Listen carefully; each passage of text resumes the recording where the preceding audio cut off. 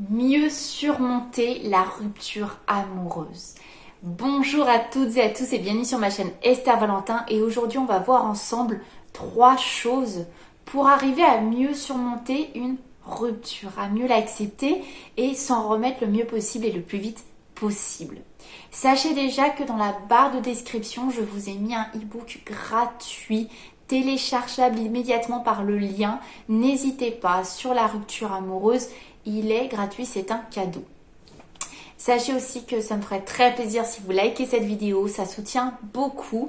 Et si vous êtes nouveau sur cette chaîne, bienvenue. N'hésitez pas à vous abonner, ça me ferait très plaisir de vous revoir pour d'autres conseils sur le thème très large de la vie sentimentale.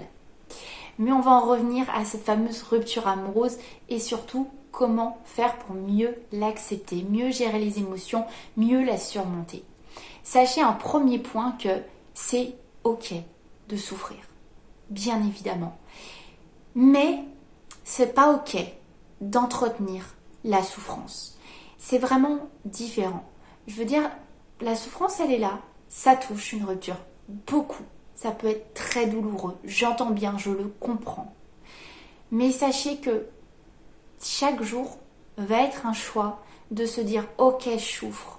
Ok, d'accord, ça fait mal. Mais là, je vais me ressourcer un petit peu, d'accord? Je vais prendre les émotions comme elles viennent. On les accepte, ça fait partie de la souffrance. Ça fait partie du processus de deuil amoureux.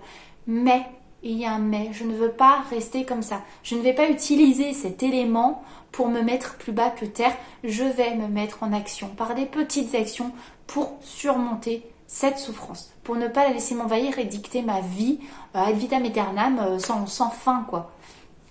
La première petite action que vous pouvez commencer à faire, c'est sourire. Souriez, riez. Mettez-vous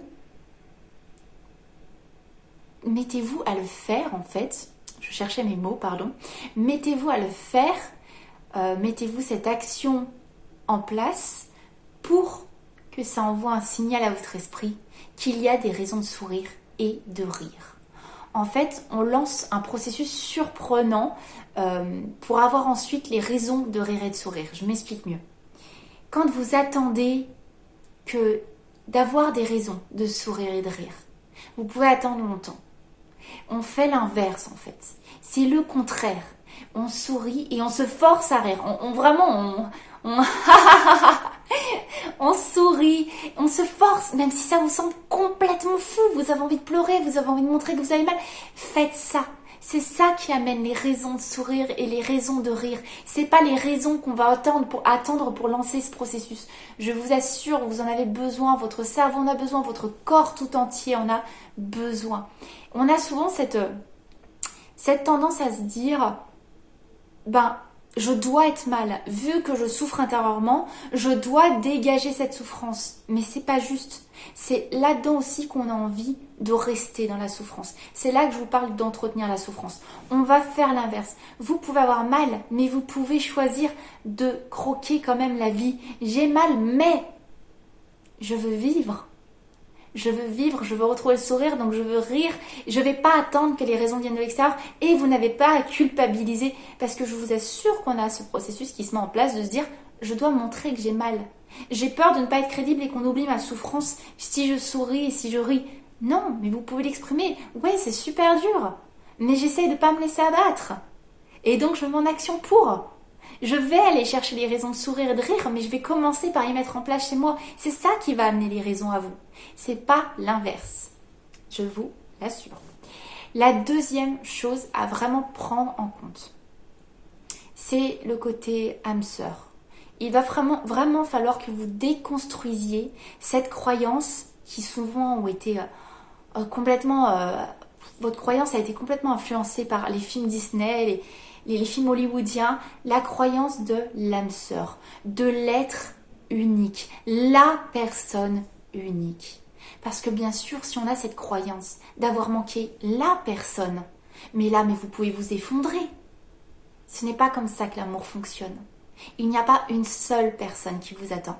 Il y a une multitude de personnes, dont encore une multitude qui va vous attirer avec des possibilités de relations.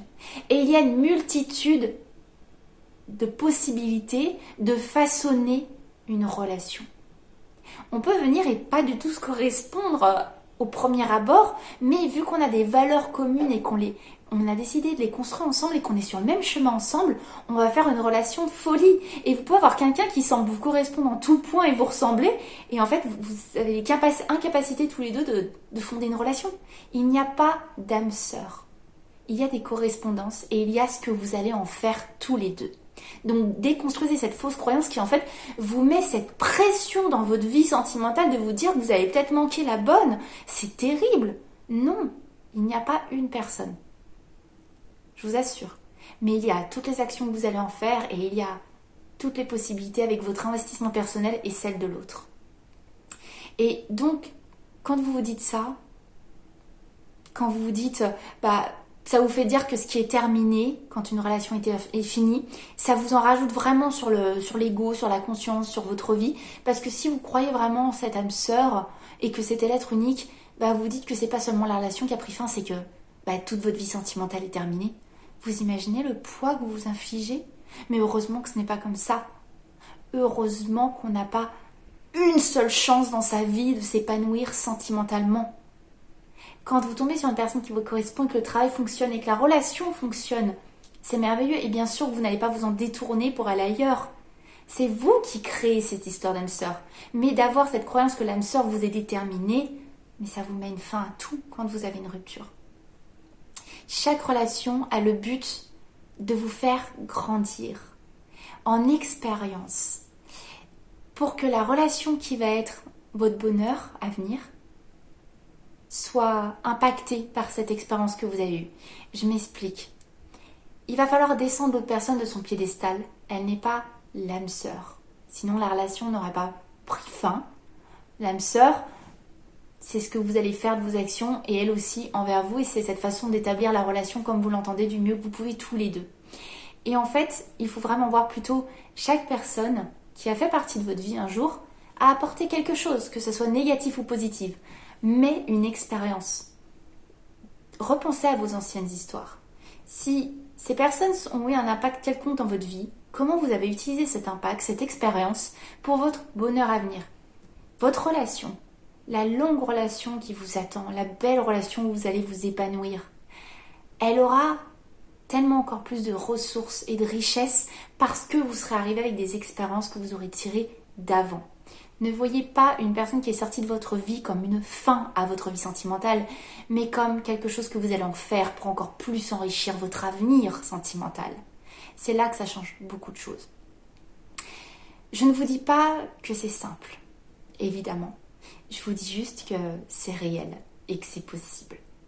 La dernière petite chose avant la fin de cette vidéo que je voulais vous dire pour se remettre d'une rupture, c'est que rebondir sur une expérience qui est douloureuse, qui fait souffrir, c'est en fait être une source d'inspiration pour soi-même.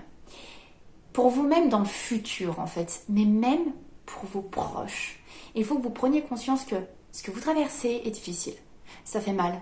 Je pense que la plupart des personnes de cette ère y sont passées. J'y suis passée.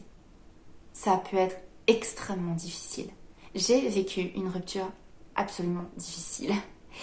Mais quand vous commencez à rebondir dessus, à voir que vous avez les capacités de rebondir même sur un événement qui vous met à terre pendant un temps, vous êtes en train d'être une source d'inspiration pour vous-même. Vous vous dites, mais je me suis relevée de ça, je prends confiance en moi parce que je me relèverai d'autres choses.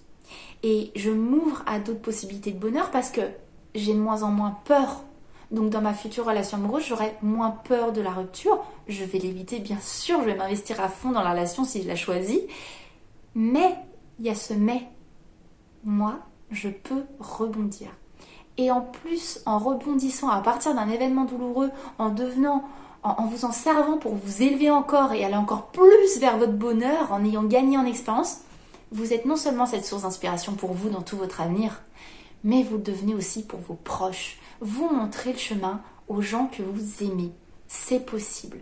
S'ils vous voient vous effondrer, il y a des personnes qui peuvent être impactées par ça et que ça va leur laisser un impact négatif dans leur propre vie. Mais vous allez devenir leur source d'inspiration. Et je vous assure que quand vous allez ressortir ces 3 choses que je vous ai partagées dans cette vidéo, vous allez être heureux de même les expériences qui vous semblent plus négatives. Je vous assure que là, ça peut paraître un peu tôt pour l'entendre si vous venez de vivre la rupture. Laissez juste cette info dans un coin de votre tête. Vous allez tout faire pour rebondir et quand vous aurez rebondi, vous pourrez regarder cette expérience avec un regard bienveillant en disant en le disant même, merci. Parce que j'ai été capable d'en tirer quelque chose pour mon avenir. Et ça, je le dois à moi et à moi seule. Je suis ma source d'inspiration et je suis celle des autres. J'aimerais pouvoir montrer cet exemple à mon meilleur ami, à des amis, à de la famille, à mes enfants. Je vais leur montrer le chemin. Une source d'inspiration. Voilà ce que vous allez être pour vous. Et naturellement, sans même le chercher à le faire, vous allez le devenir pour les autres. Voilà des bases, des fondements plus profonds que des actions à mettre en place au quotidien, des choses que vous devez garder en tête. Cet espoir de ce meilleur, il démarre de cette prise de conscience que je viens de vous partager, de ces conseils sur du long terme. Vous pouvez vous servir d'un événement douloureux pour en faire quelque chose de bien, en vous appliquant à avoir une belle perception des événements. C'est pas facile, ça demande beaucoup de recul, ça demande aussi du temps, ça demande aussi d'accepter ces émotions comme elles viennent une par une, mais gardez en tête que vous pouvez en faire ce que vous voulez. Le fait de rebondir va vraiment être votre point fort, mais pour tout votre avenir. J'espère que ces mots ont pu vous aider.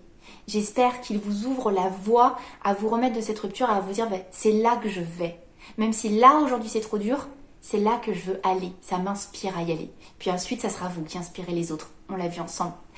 J'espère que cette vidéo vous a plu. Si c'est le cas, je vous le redis, n'hésitez pas à la liker, ça me ferait très plaisir. Abonnez-vous pour d'autres conseils sur le sujet. Vous savez que de mon côté, je ne vous lâche pas et qu'on se revoit très très vite pour une prochaine vidéo. Bye bye.